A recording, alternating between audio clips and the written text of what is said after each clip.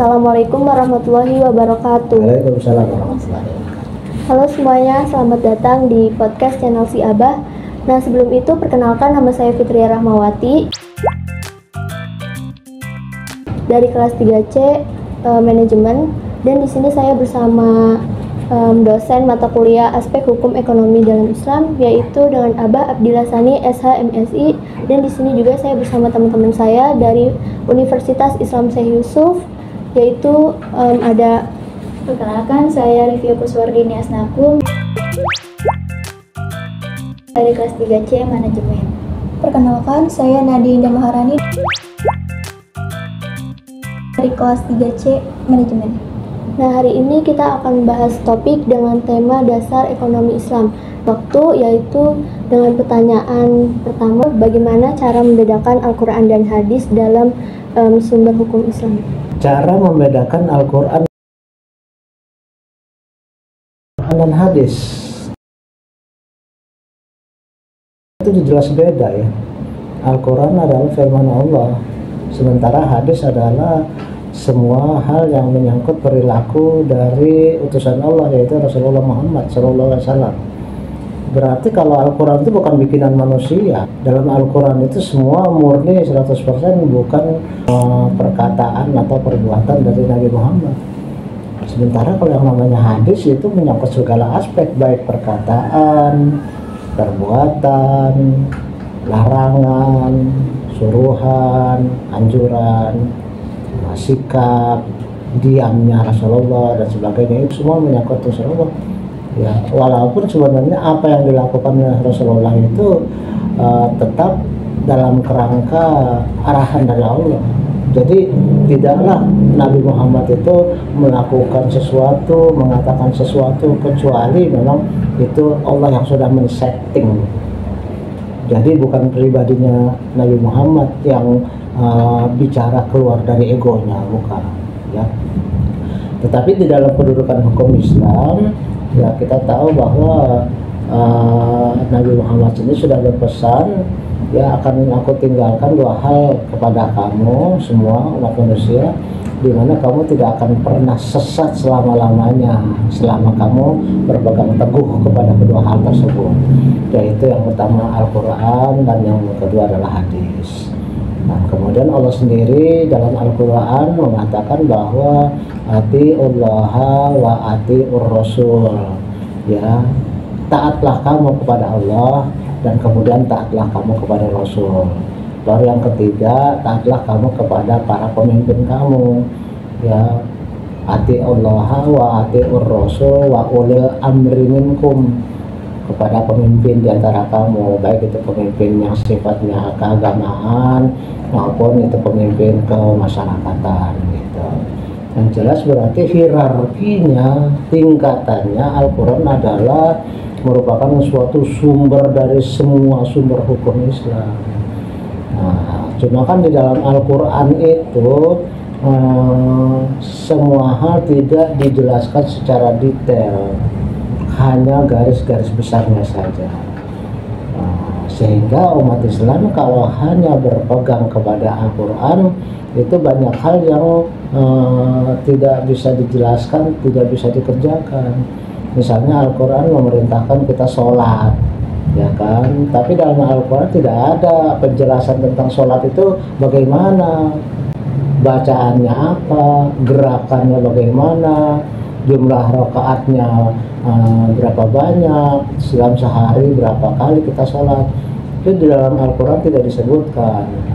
Makanya kemudian disinilah fungsi dari Rasulullah untuk mempraktekkan, mewujudkan, mengimplementasi apa yang ditentukan di dalam Al-Quran, yaitu kata Rasulullah shollu kama ra'aitumuni usolli, sholatlah kamu sebagaimana kamu melihat aku sholat.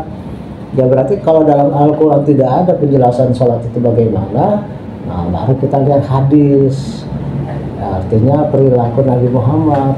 Nabi Muhammad itu dalam sehari sholat berapa kali, oke, terus kemudian apa saja nama sholatnya, yaitu dari subuh berapa rakaat, zuhur berapa rakaat, asar berapa rakaat, maghrib berapa rakaat, isya berapa rakaat, itu semua sudah dicontohkan oleh Rasulullah. Dalam Al-Quran tidak disebutkan, makanya dilihatnya kepada hadis gitu.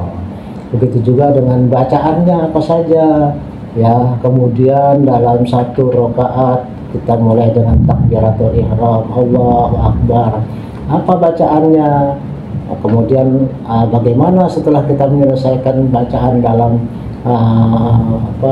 pertama itu, rakaat pertama, kita harus ruku, kita harus sujud.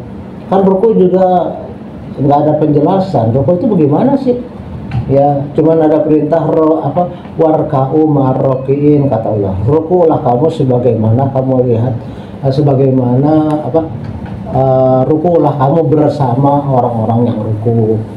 Ada juga Al-Quran mengatakan wasjudi ma'as sajidin, artinya sujudlah kamu bersama orang-orang yang sujud. Ya, artinya caranya sujud bagaimana harus ditentukan.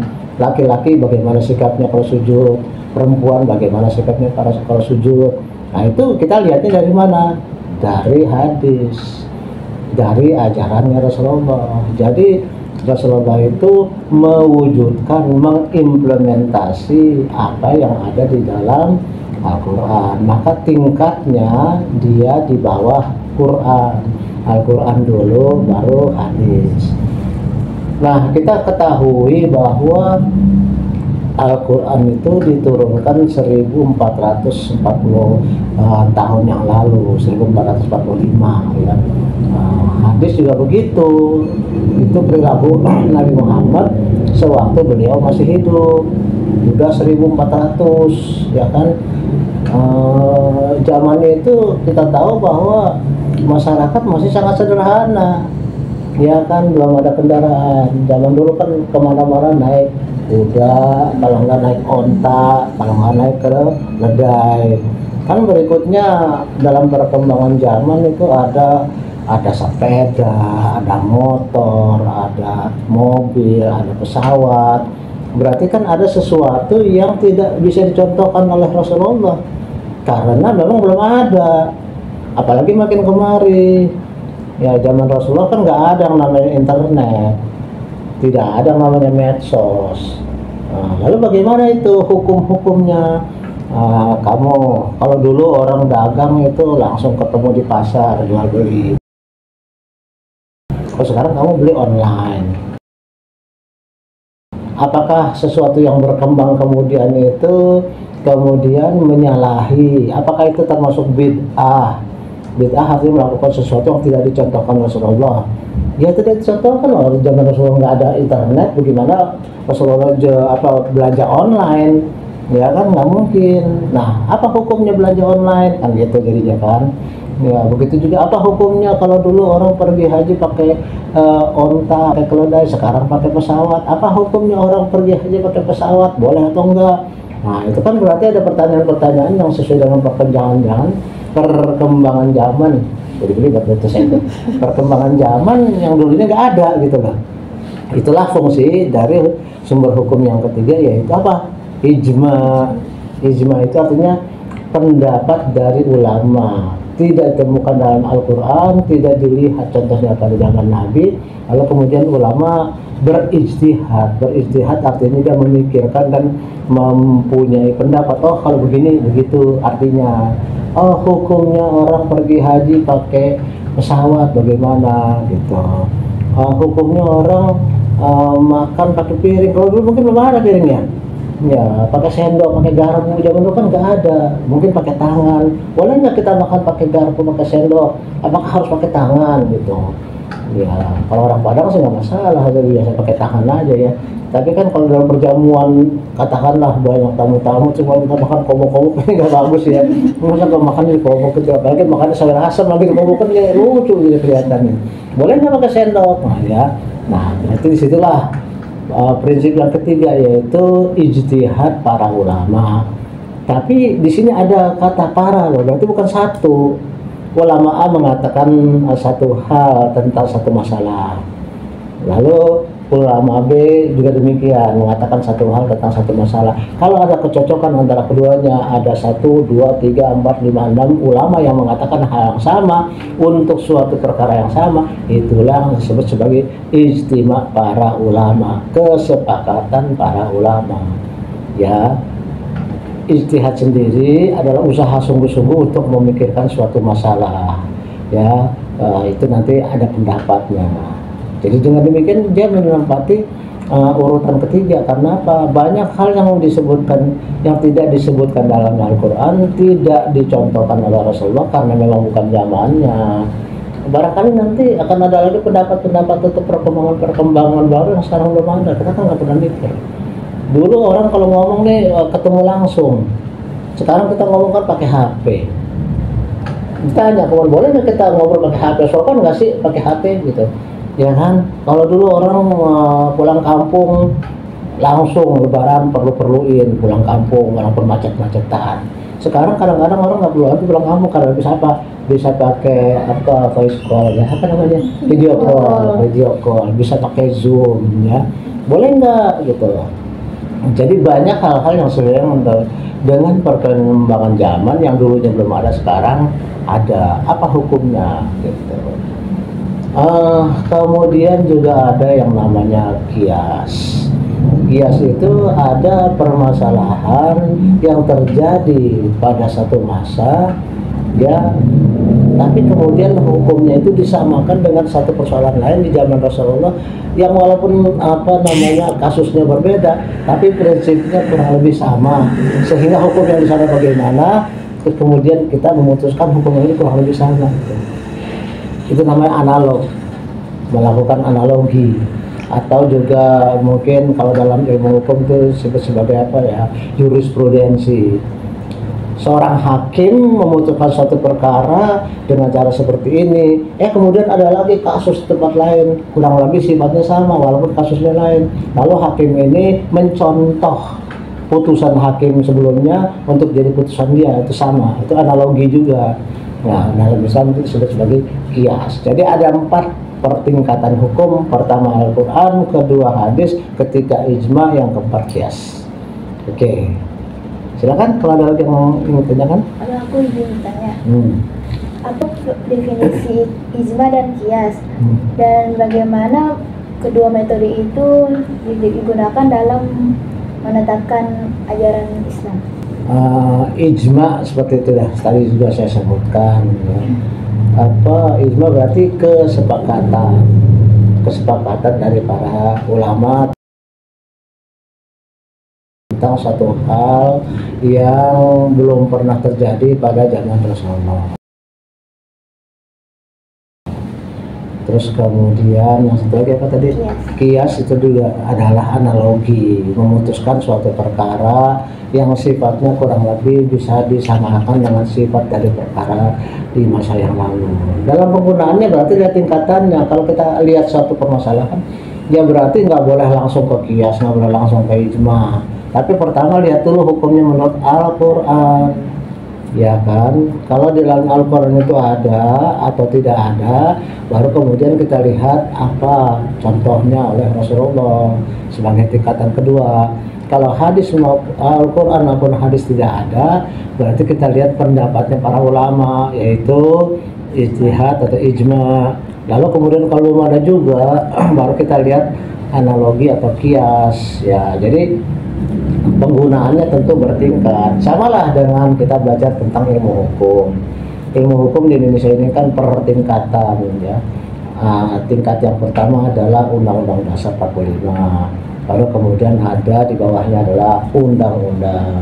Sejajar dengan undang-undang ada peraturan pemerintah pengganti undang-undang, lalu kemudian turun lagi peraturan pemerintah, turun lagi peraturan presiden, turun lagi peraturan menteri, turun lagi peraturan gubernur, dan seterusnya. Berarti dalam masalah penggunaan untuk memutuskan satu kasus kita harus lihat pertingkatannya. Kenapa? Karena peraturan bupati nggak boleh melanggar peraturan gubernur. Peraturan gubernur nggak boleh bertentangan dengan peraturan menteri. peraturan menteri nggak boleh bertentangan dengan peraturan presiden. Ya, peraturan presiden nggak boleh bertentangan dengan undang-undang. Ya, peraturan undang-undang tidak boleh bertentangan dengan undang-undang dasar 45 gitu ya. Jadi dalam penggunaan baik ijma maupun qiyas itu harus lihat yang pertamanya Al-Quran dulu, yang kedua adalah hadis, yang ketiga ijma, yang keempat baru qiyas. Nggak boleh tabrak-tabrak, nggak boleh tiba-tiba langsung ke yang bawah, padahal itu bertentangan dengan yang atas gitu. Oke, silakan. Mbak, saya izin bertanya. Ya. Apa aja sih tantangan dalam menerapkan prinsip halal dan haram di dalam era ekonomi modern yang semakin kompleks? Oke, halal dan haram sekarang lagi heboh ini masalah semua produk harus berlabel halal. Kata kepala Haikal Hasan, dia pengelola produk halal ya. Apa nama lembaganya saya lupa ya. Katanya semua produk harus berlabel halal. Tentu yang dimaksud ini tidak semua produk dalam arti umum ya. Kemudian kan ada yang bertanya, kalau kita beli kulkas harus halal, apanya yang halal kulkas ya? Terus kemudian kalau kita beli TV, apanya yang halal gitu. Oke, pengertian halal di sini tentunya kita harus lihat juga ada dua pengertian. Yang pertama, halal atau haram itu biasanya terkait dengan zat-zat atau benda-benda yang memang sifatnya haram, seperti babi atau minyak babi atau kosmetik. Tapi itu kaitannya dengan sesuatu barang yang dimakan, diminum atau dikenakan. Kamu misalnya cewek pakai kosmetik, jangan yang mengandung minyak babi gitu kan. Terus kemudian kamu makan udah pasti jangan yang mengandung babi atau minyak babi atau barang haram yang lain, atau misalnya mengandung narkoba, pokoknya barang-barang haram lah. Nah, itu untuk hal yang dimakan, masuk dalam perut. Tapi kalau misalnya kulkas atau TV, ya tentu nggak ada kaitannya dengan masalah hal atau haram terkait dengan babi atau minyak babi atau narkoba. Nah, berarti halal di sini beda dengan halal yang tadi. Halal di sini adalah perolehannya barangkali yang dimaksud.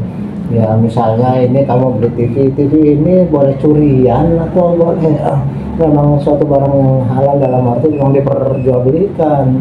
Berarti kamu tidak diperbolehkan membeli barang hasil nyuri gitu ya, atau perbuatan boleh korupsi. Nah, lalu nanti melabelnya bagaimana? Mengetahuinya gimana? Kan kita nggak tahu itu barang Spanyol atau bukan. Apa itu Spanyol? Sparanyolong. Iya. Apakah itu barang Spanyol atau barang bukan Spanyol? Kita nggak tahu lah. Ya kan gimana buktinya? Nah, tapi kalau misalnya kita tahu bahwa barang itu memang hasil curi, ya jangan dibeli, kecuali kita nggak tahu.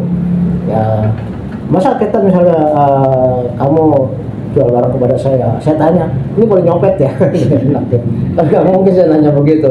Ya, kamu jual sesuatu kepada saya, kamu boleh nipu ya? Ya bisa bukan jual beli malah berantem kan seperti itu.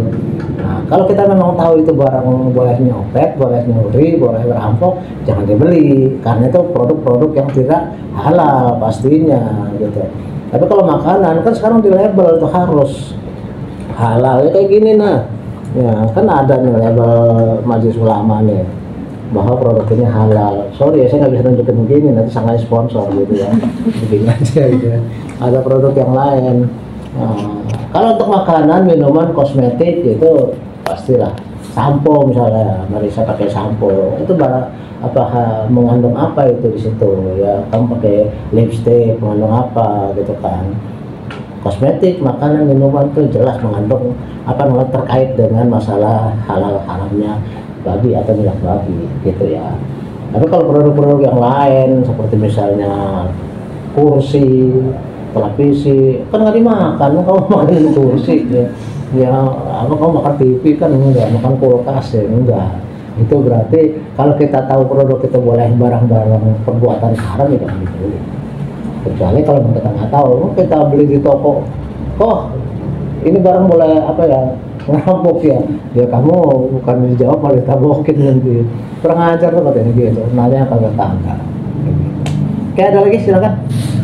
Bertanya Pak, Al-Quran dan hadis ini jadi sumber hukum utama, dan bagaimana Al-Quran dan hadis ini saling melengkapi?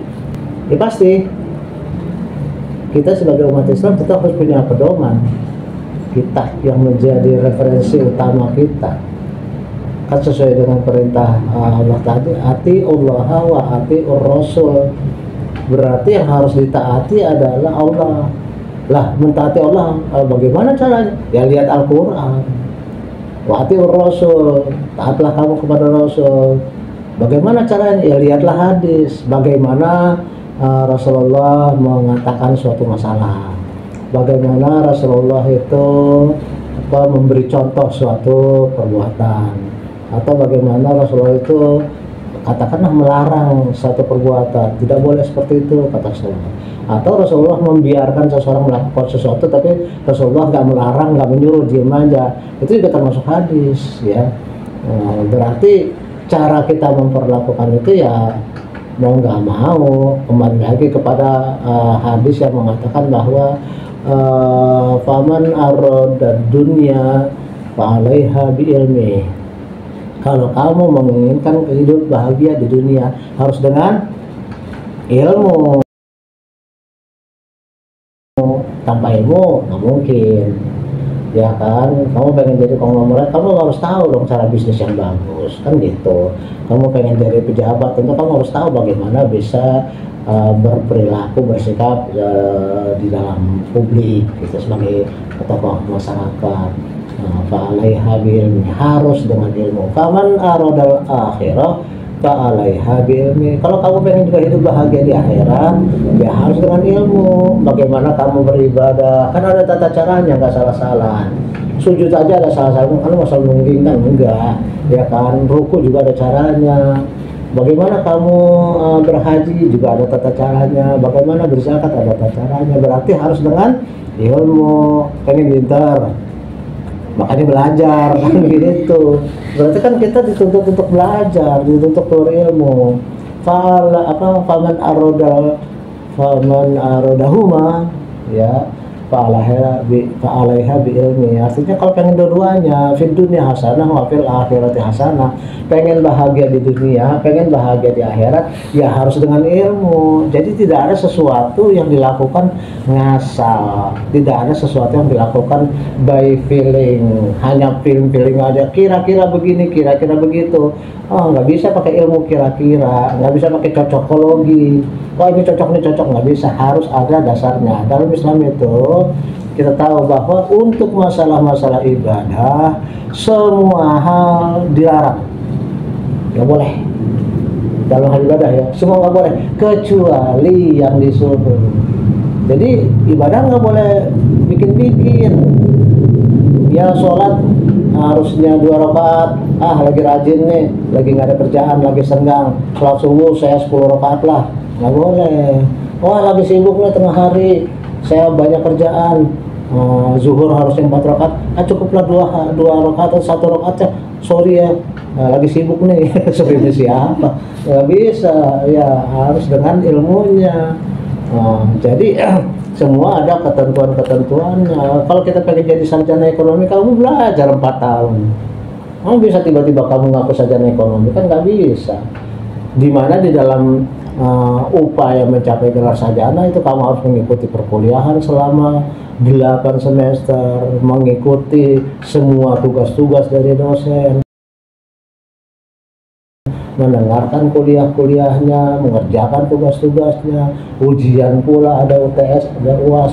Baru kemudian nanti kamu, kalau memang semuanya kamu capai dengan baik, kamu dinyatakan lulus dan berhak menyandang gelar sarjana ekonomi. Tidak bisa tiba-tiba kamu ngaku saya sarjana ekonomi, tidak bisa, ya kan? Berarti kita juga untuk kebahagiaan di dunia tidak bisa kita itu maunya kita, harus ada caranya kita belajar. Ya kita pengen bahagia di akhir, ada ilmunya, kita harus belajar. Pengen dua-duanya ya juga harus ada ilmu yang kita harus belajar. Makanya kemudian tadi itu pengen pinter, makanya belajar. Pengen jadi ahli surga, belajar. Pengen jadi orang kaya ya belajar, nggak bisa apa namanya asal-asalan, semua ada ilmunya gitu. Masih ada? Silakan. Aku mau bertanya-tanya, Pak. Apa sih syarat sah ijma dalam konteks ajaran Islam? Ijma seperti saya sebutkan tadi merupakan suatu pendapat dari seorang ulama. Syaratnya tentu ulama yang kumaha heula, ya kan, yang bagaimana dulu, nggak bisa tiba-tiba orang yang apa namanya ngaku-ngaku jadi ulama, enggak. Ya berarti dia seorang ulama yang mumpuni, yang dia katakanlah menguasai ilmu Al-Quran, menguasai ilmu hadis, mengetahui sejarah, mengetahui ilmu-ilmu yang lain, dan kemudian dia melakukan suatu ijtihad, berpikir tentang suatu masalah, menyatakan pendapat tentang suatu perkara, ya tentu berdasarkan ilmu, bukan by feeling, bukan menurut saya begini, nggak bisa. Ya kan, kembali tadi atiullah wa atiur rasul wa ulil amri minkum, taatlah kepada pemimpin atau ulama. Itu berarti juga adalah ulama yang atiullah wa atiur rasul, bukan ulama abal-abal. Nggak bisa.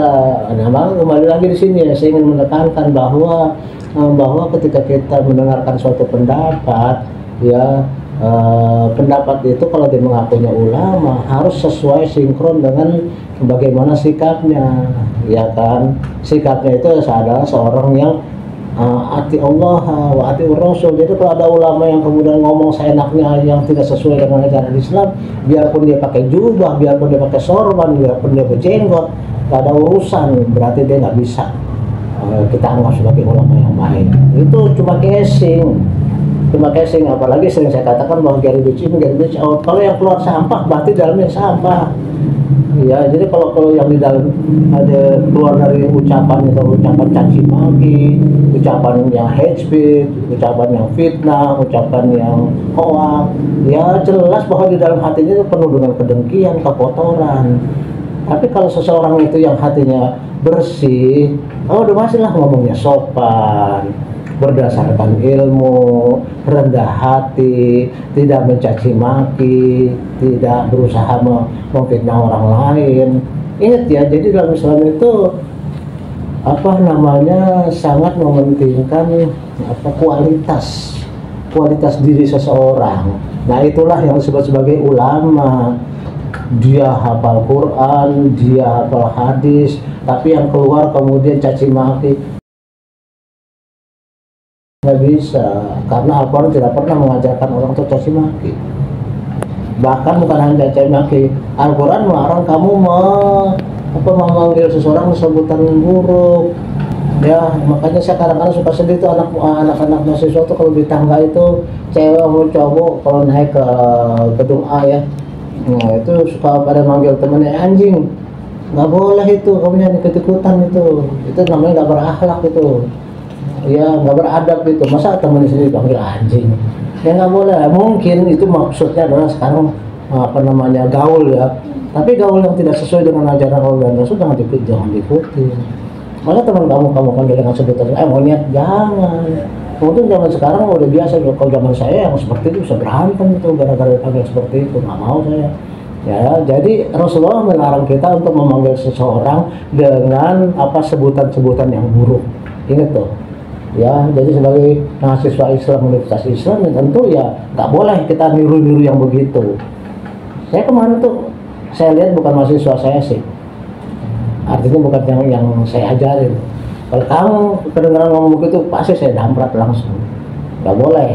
Kita ini belajar di Universitas Islam, tapi kok manggil orang dengan cara seperti itu, kan jelas nggak bisa dibiarkan gitu. Zaman sekarang ini biasa sih anjay sih saya nggak tahu artinya apa anjay ya, masih penting lah itu anjay mah. Tapi kalau ngatain anjing itu kan udah kelewatan. Apa sih artinya anjay saya nggak tahu tuh artinya tuh ya. Tapi bagi saya itu mungkin ini aja lucu-lucuan aja ya. Tapi kalau manggil orang monyet gitu ya kan nggak boleh. Jadi jangan manggil dengan sebutan-sebutan yang buruk. Nah, kembali lagi ke pokok pertanyaan tadi, bahwa seorang yang disebut sebagai ulama yang berhak untuk melakukan ijtihad atau termasuk golongan ulama ijma, tentu mereka yang memenuhi syarat, bukan asal abal-abal. Biar ulama pakai sorban berjenggotnya 10 meter sekalipun nggak ada urusan. Apalagi misalnya dia ngaku-ngaku keturunan Nabi. Keturunan Nabi justru harus menyandang suatu perilaku yang baik. Kalau nggak kan malah menjelekin Nabi dong. Ini keturunan Nabi itu perilaku kayak gitu. Ya kan nggak bisa. Ya, jadi kita nggak bisa menerima doktrin-doktrin yang nggak masuk akal. Yang masuk akalnya adalah kalau dia mengaku keturunan Nabi, maka perilakunya mendekati, meniru perilaku Nabi, bukan yang bertentangan dengan perilaku Nabi. Ya, itu apa namanya kriteria ulama atau syarat-syarat ulama yang boleh atau bisa melakukan ijtihad. Jelas ya? Jelas, Bah. Oke, saya pikir kita nggak perlu terlalu panjang, mungkin banyak pertanyaan yang ingin kita majukan, tapi waktunya sangat terbatas. Ya, mudah-mudahan ada manfaatnya bagi kita walaupun singkat. Oke, saya persilakan untuk ditutup. Silakan. Kesimpulan pada diskusi hari ini yang pertama itu ada 4 tingkatan hukum. Yang pertama ada Al-Quran, yaitu sumber hukum dari segala hukum. Yang kedua ada hadis. Hadis ini isinya berisi tentang perkataan atau perbuatan yang terdapat di dalam Al-Quran. Jadi kan di dalam Al-Quran itu tidak semuanya dijelaskan. Nah, jadi dijelaskan di dalam hadis. Yang ketiga itu ada ijma ya, Mbak, kesepakatan para ulama. Nah, yang keempat itu ada kias. Kias itu artinya adalah analogi. Nah, terus yang selanjutnya jadi nggak bisa diacak-acak, misalkan ijma dulu atau kayak kias dulu. Jadi harus diurut Al-Quran, hadis, ijma, selanjutnya kias. Terus itu ada prinsip halal dan haram. Jadi kalau halal itu kan di dalamnya itu nggak boleh ada zat-zat haram ya, Mbak ya. Jadi kalau misalkan kayak dalam makanan atau kosmetik itu bisa dilihat, oh ya ada kandungan barunya atau tidak, itu bisa ada ininya gitu. Kalau misalkan kursi atau kulkas kan kita nggak bisa ngelihat ya kalau misalkan benda itu halal atau haramnya gitu. Nggak mungkin kita nanya kalau misalkan ini barangnya halal atau tidak gitu. Jadi kalau misalkan dalam makanan kan bisa terlihat di luar mata gitu. Mungkin segitu saja ya, Mbak ya, untuk diskusi pada sore hari ini. Jika selama diskusi berlangsung terdapat salah kata, mohon dimaafkan. Wassalamualaikum warahmatullahi wabarakatuh.